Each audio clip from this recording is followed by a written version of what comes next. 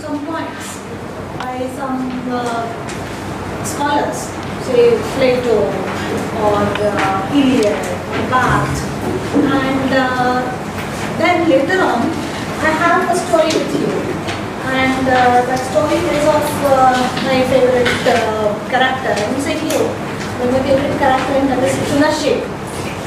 And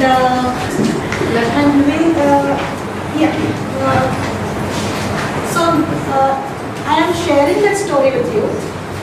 It is a text, and the story occurs in the Aitreya Brahmana of the Veda.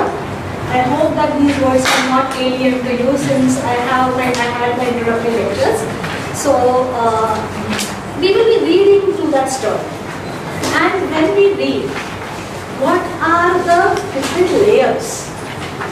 So to understand this particular story, to understand the hero, the main character who is there, what is the story trying to tell us?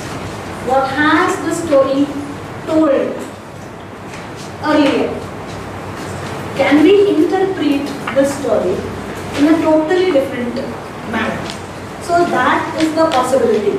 So in the beginning, I may discuss Plato or I may discuss Iliad. We will discuss that in short. But we will give a lot of importance to this particular exercise. So it can be a textual reading kind of a thing. You have the text which is in Sanskrit and the English translation. I have ensured that the English translation is circulated. So you have the text and immediately you have the English translation. You can follow the English translation when we start taking up the topic. Okay?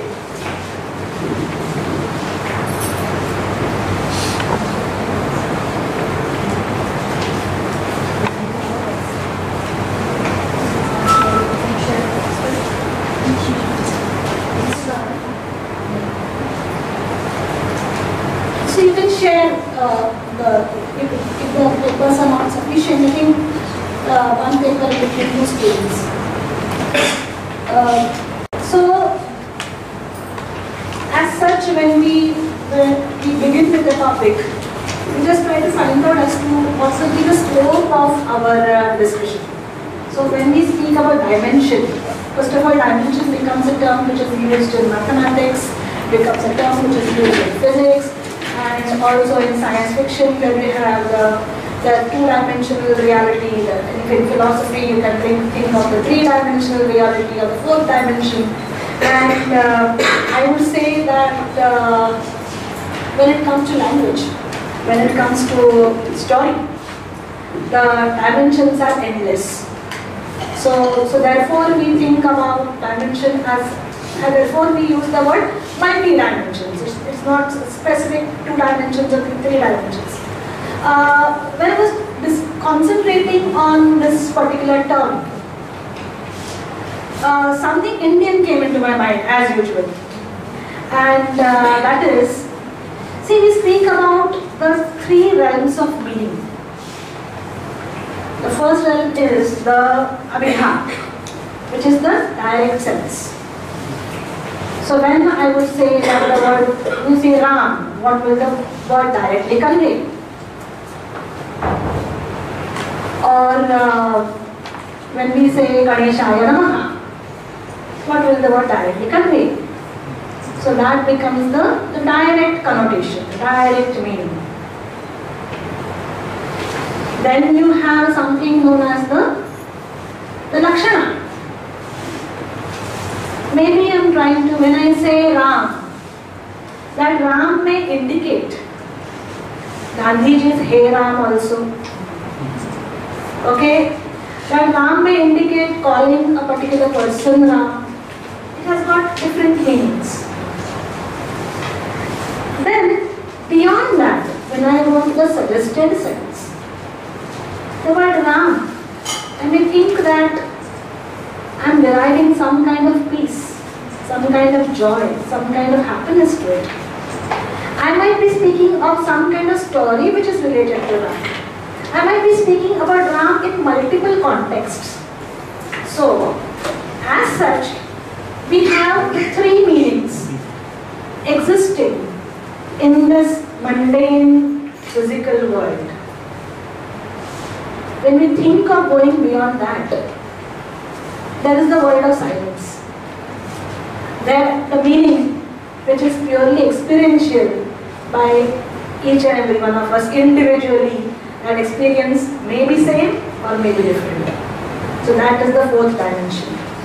So that's why I thought of the word multi-dimensions. And so you have the last meaning, which is exhibiting many diverse characteristics. So when we have something in front of us, we try to understand reality in our own way. So in what way can we unveil reality, and in what way our teachers, our philosophers, our ancestors have taught us? That is something which we will be thinking. When I was just browsing through the internet, I came across this particular line, which I liked very much. And so I picked it up, I'm telling you honestly. So this is not something which is original. So, and so when it is said that what is exactly a myth? It's there in something called The Nature of Myth. Research that, this particular line comes in front of us. It is said that it is a collective secret which does not go away, and it hangs there in the emotional atmosphere. And I felt this to be so true, especially when I was doing the Mahabharata, that the montage of Mahabharata was narrated by B.R. Chopra somewhere in the 90s. But still, it became something very fascinating for a producer, even in 2010. So the story is there, and in those 20 years actually, the society changed a lot. You can say that more and more people became alienated towards the concept of Indianness. But still, it was not lost. It was somewhere within the minds of people. And therefore, when we got the reviews of the Mahabharata, at that time people could say that we don't know what story you are trying to tell us, but we are able to connect us with the story. So it hangs there in the emotional atmosphere, was something which I felt is quite true. And therefore mythology comes in some or the other form. Earlier it came in the form of narrators who wrote texts, not those, but it came in the form of kirtankas, it came in the form of bhagavats, who were the storytellers, and they came from the typical classical tradition. It came in the form of folk songs, it came in the form of pictures, it came in the form of iconography, cave paintings, where again the cave also has got its own story to tell. Whatever it is, the story of the cave and the story of the contents which are there in the cave. So the story is still there.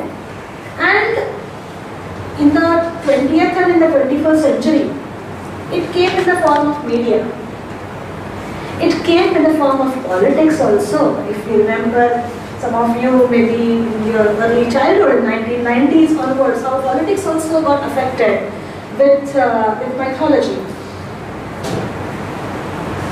In the age of media, it came in the form of games. So when we were doing some project with the SR group, we were saying that Mahabharata fascinates us because many of our consultants, they have something called the Kurukshetra games. I didn't see that as such, but this Kurukshetra games. In movies, it came in the form of Hanuman. And that Hanuman had a different story to tell in the return of Hanuman. And so Hanuman, the first version, may be close to the Ramayana, may be close to the Tulsi Ramayana also as such. But the return of Hanuman, if some of you might have seen that, had its own story that how Hanuman took an avatar of a boy and Hanuman fought the Rakshasas in the form of pollution. So that is a very different meaning which was given by the director, by the producer, by the writers of that particular movie. So in some or the other form, the mythology continues and mythology lives and mythology exists throughout. And therefore, how did this begin with? So when I was thinking about how could have mythology begin? That is a question which normally we ask in the class, and there are a number of stories, there are a number of explanations, etc. I remember the words of Shankaracharya, and those words are like in the famous Bhaja Govindam, if some of you might know, that is Kastvam Koham Kutaha Ayataha. So who are you? Who am I? From where have you come up? From where have you emerged? Kame Janani Kome Tataha. Who is my mother? Who is my father? And thus in this way, the human being starts his questions. And these questions give rise to mythology at a certain level. These questions give rise to philosophy on another level. Okay? So therefore, we would say that, and so when we get educated about our mythology, first and the foremost thing is that you know your roots. In this global village, when everything is becoming homogeneous, when you get similar kurtis in all stores, when you get the same burger having the same number of sesame seeds across the world, what makes me feel different? My roots make me feel different. They make me feel that I am different, I can stand out amongst the many. And mythology helps us to understand our roots. Mythology helps us to understand the DNA and also to understand why do we behave in a particular fashion. For example, last year when we had Veda's session, he had spoken about the way Indians eat and the way the food is eaten in the West is different. And that actually is reflected in the management skills which are there in India and in the management skills which are there in the West. That is I'm not a management expert, so I cannot comment more upon that. But still, those who come from that background may understand the point which he had made.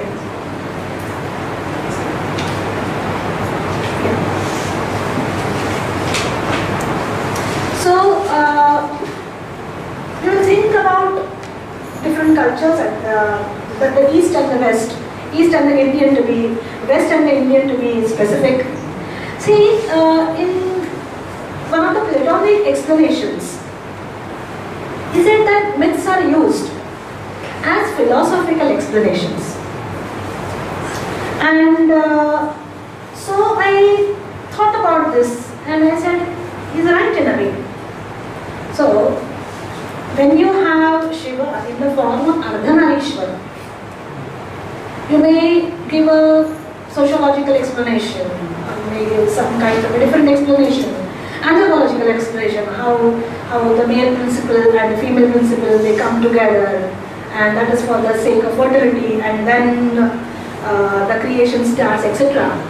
But at the same time, this concept becomes fixed in our mind when we understand the philosophy of Sankhya, where you have the Prakriti and the Purush, and where you have Prakriti and the Purush coming together.